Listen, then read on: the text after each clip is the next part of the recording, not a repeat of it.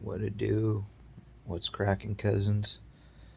Um, I wanted to make this video to talk about the stem cell transplant process and kind of what it's like, what you could expect to experience if you are lucky enough or unlucky enough to go through one. Kind of depends on how you look at it. Lucky enough to be accepted for one, but unlucky enough to, have to do that type of stuff. Um, so for me, I did two stem cell transplants where I was uh, my own donor of stem cells. There's two different types of transplants you can do, and they're also called bone marrow transplants, stem cell bone marrow. It's the same thing, but there's two different types. You can either donate your own stem cells, or you can um, receive stem cells from a donor, which they have to be like a perfect match to you. Usually, it would be like a sibling or somebody like that. Um, can't be a parent because your parent is only like a 50% match.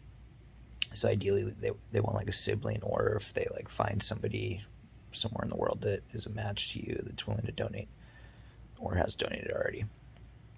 Um, so the process is pretty lengthy.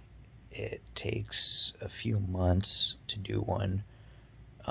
There's a lot of uh, like prep work that you need to do. Um, Pretty much,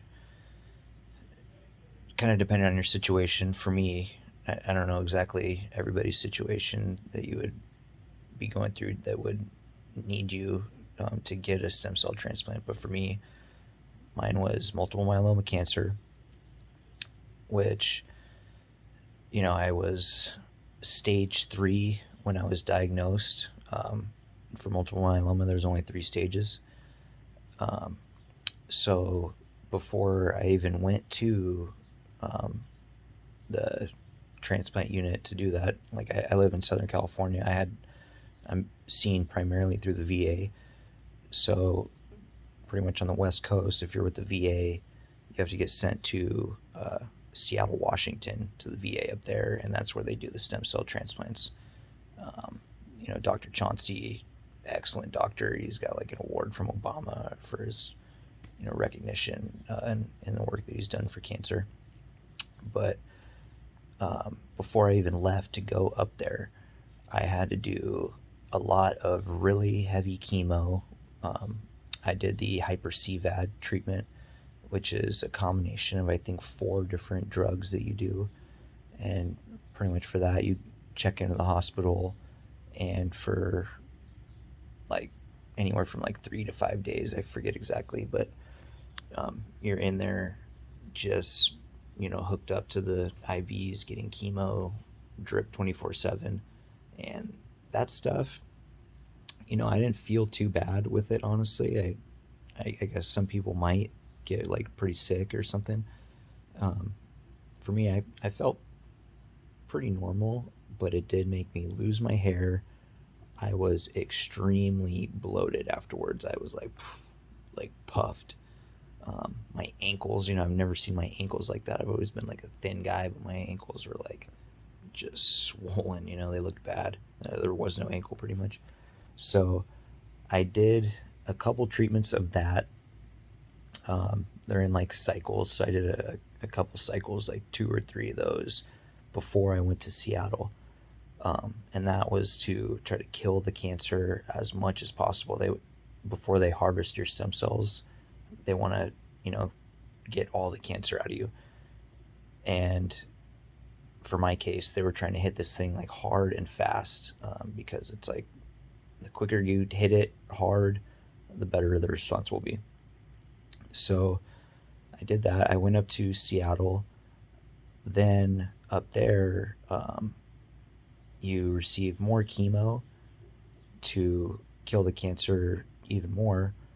Um, and then you also have to go in, I think it's every day. It's been about 2 years now, so my memory is not the freshest, but I think it's about every day you go into the hospital and you get shots in your stomach, and those are I think it's two injections per day in your stomach, and those are to help draw the stem cells out of your bone marrow and into your bloodstream. So you do that for a few weeks, I think, about 3 weeks, and then finally they they check your blood every day, and you'll get your report back, and you'll sit down with the doctor and the head nurses, and you'll talk about, like, where everything's at with your blood results and stuff like that. But you're basically waiting for the moment for your blood to be just ripe with your stem cells. When that day comes, um, you'll either go to the collection place, which for me, I went to the American Cancer Society in Seattle, which is a beautiful facility, and um, that's where they'll collect. Some people, they'll just go directly to there when they're ready. For me, I had to get a booster shot the day before, which is where they give you like one bigger shot in the stomach, and that'll like really force the stem cells out of your bone marrow into your blood. Um, for me, I had a pretty unpleasant experience with that shot. They used the wrong gauge needle on me, which I'm not even exaggerating. The thing was ginormous. So that was, an experience in itself. But then it also gave me severe cramps for like that whole evening. Um, like cramps I've never had before. It was pretty rough. Um, so then the next day you go to the collection place. You get hooked up to a machine that is basically like a centrifuge, sorry, where your blood runs through this machine, it spins and separates your stem cells from your blood. Um, and it takes pretty much a whole day, sometimes 2 days to get that done. So pretty much the whole time you're in there, you're just kind of chilling, um, you know, not doing anything. You're just sitting there hooked up for like hours and hours and hours. Um, so when that's done, then you go back, and now you have like a little bit of a break from like whatever you've been doing at the hospital. Usually, all this is like outpatient, um, and you're not really supposed to be doing much because your immune system is very low. Called you're what's called neutropenic, which means that you pretty much don't have any immune system. So they don't want you to like get sick at all. And if you have any sick symptoms, they don't want you to even come to the hospital because there's other people that are going through this process too, and you don't want to get everybody else sick. Um, so you're not supposed to be going out and doing anything. You're supposed to be like staying at either your hotel room or at home, whatever your situation is. So for me, I was at a hotel in Renton, kind of a crummy town, but it was all right. Um, so it was just me and my dad, and you take like a week or so off, and you're pretty much just hanging out.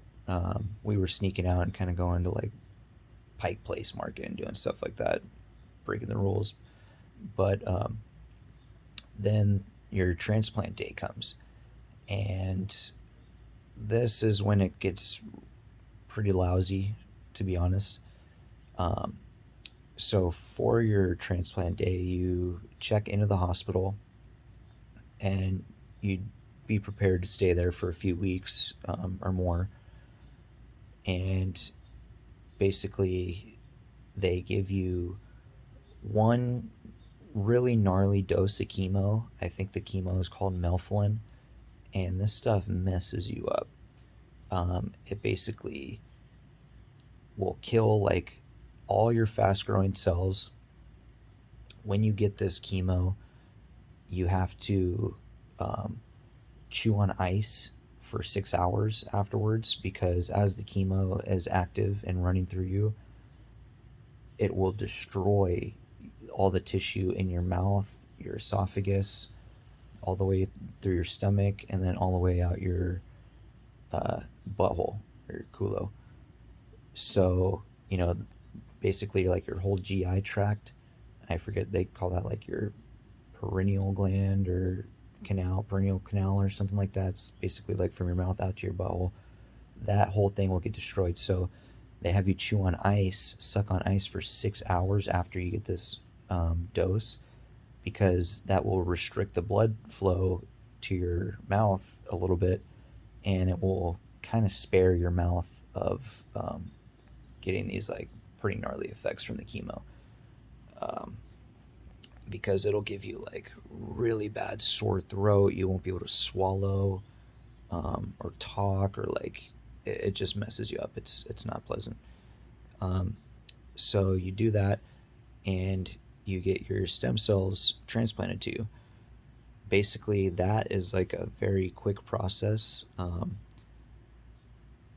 They bring the stem cells in from the facility that they had them collected at, and they only last for like half an hour or something, like once they're thawed. So they got to get them in you quick. So they basically hook it up to an IV, kind of like a blood transfusion, um, which sometimes they'll give you a blood transfusion at the same time too, which they did for me. Because maybe the chemo might kind of give you like low blood count or something. So um, the transplant itself was a pretty intense experience for me the first time. There's two parts of the bag of your stem cells. There's your actual stem cells, and then there is the um, preservative that they put in there to store it. And it's the preservative that is pretty weird. So for me, as it was going in, um, the preservative was like breaking down in my body, and it comes out through your lungs. So constantly your lungs are like filling with this gas. So you're like breathing this gas out. You're like constantly, it's very strange. You're like constantly like inflating in your lungs, and then you're like breathing out this gas, and it tastes, I thought it tasted disgusting. To me, it tasted like raw meat or something like that. And the whole time I'm just like blowing this stuff out. It was pretty gnarly, and it was making me sick. So like I'm like throwing up in a bag, blowing this out, throwing up, blowing this out. And this goes on for like 20 minutes. It was like not cool at all. Finally, it was done, and they give you like, I think, a nice little dose of Benadryl or something, which is kind of normal whenever you get chemo. They'll give you like Benadryl because that kind of like suppresses your immune system or something, um, or your like immune response, whatever.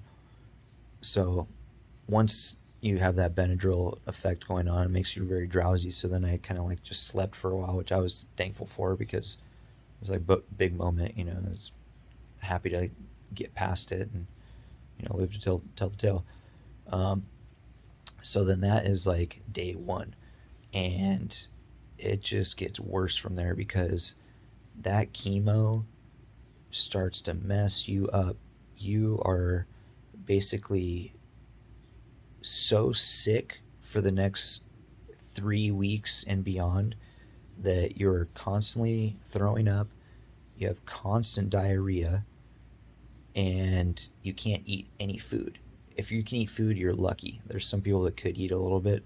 I couldn't eat anything. So, literally for months, um, about like 2 months, it was so hard for me to eat food. And the whole time I was in the hospital, I was hooked up to an IV of just like liquid nutrition. And, you're just like in there.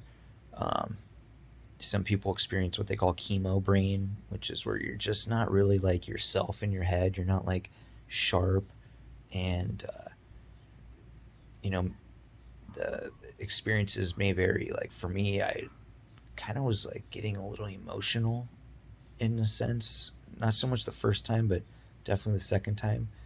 And it's just like a rough time. You spend the like at least 3 weeks in there, and you're in quarantine, like the only person that's allowed to see you is the nurses and, you know, a doctor like will come by in the morning, and that's it. So you're just in there, and like it's tough to even like be interested in like reading or anything. Like for me, I just kind of sat there a lot. Like luckily I had my phone, which is like pretty mindless entertainment, but it's just like a lot of pondering about, getting through that, and like wishing you were home. And that's the main thing. It's just like wishing you were home and like feeling better.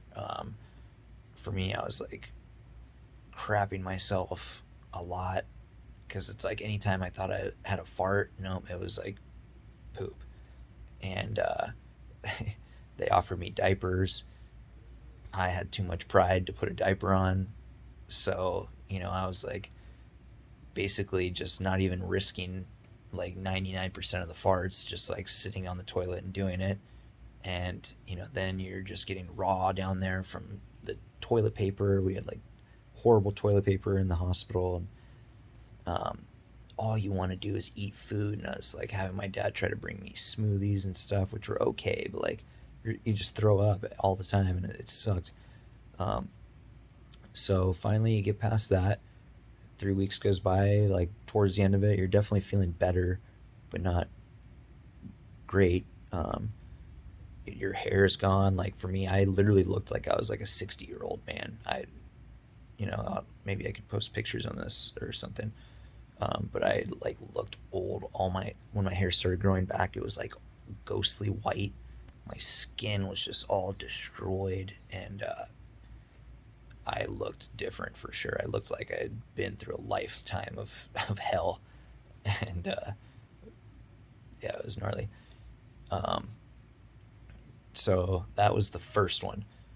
I got to come back home to Southern California. I had a 6 week break, which was nice. So good to be back in Southern California, especially, I lived my whole life down here, and to be in Washington, like Seattle, was not that chill for me.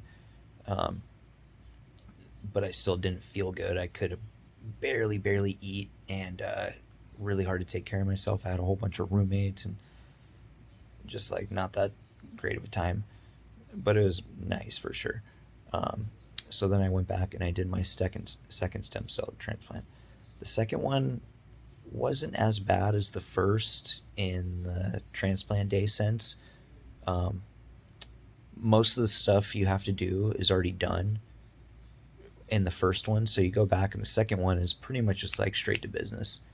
Um, the second one, the transplant itself went fairly smooth. I didn't feel as bad as I did through the first one, and then like the few weeks afterwards of my hospital stay was pretty rough.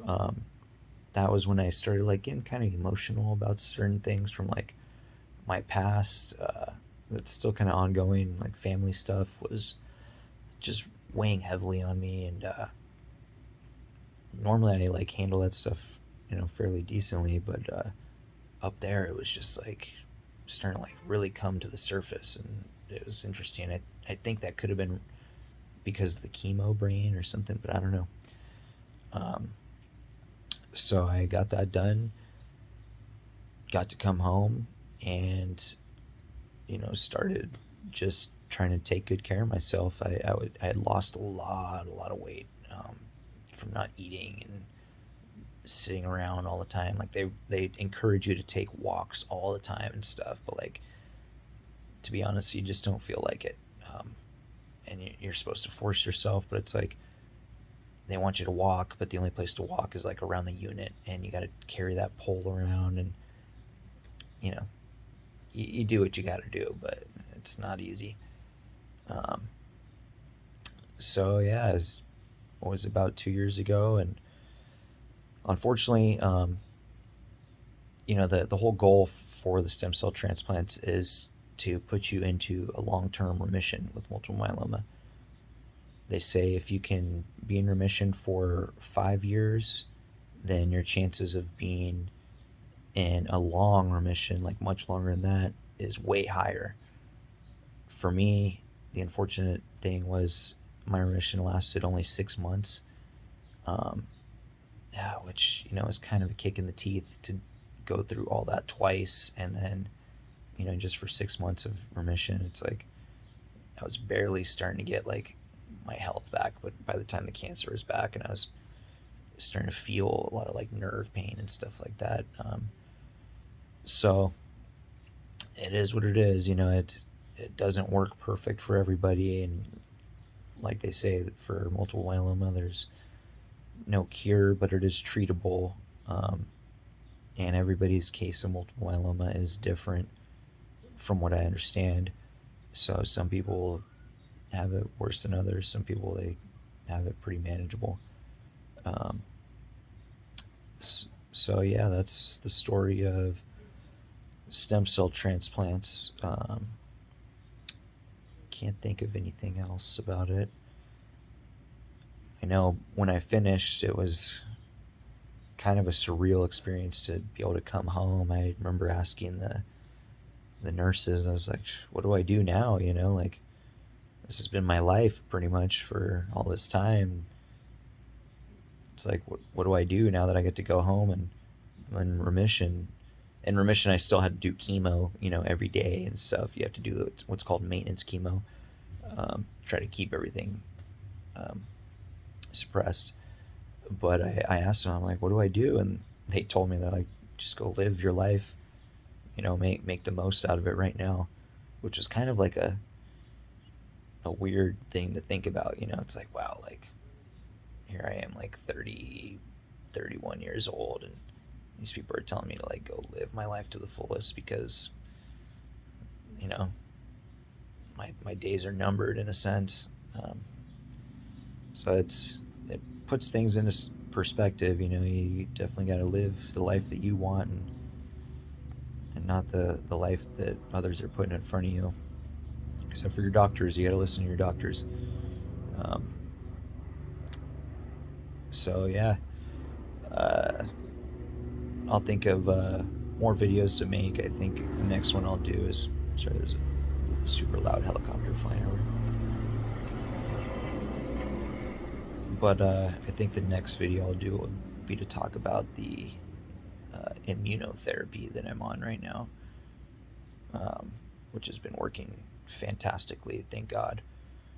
Um, but yeah, until then, stay safe, take care of yourselves. Adios.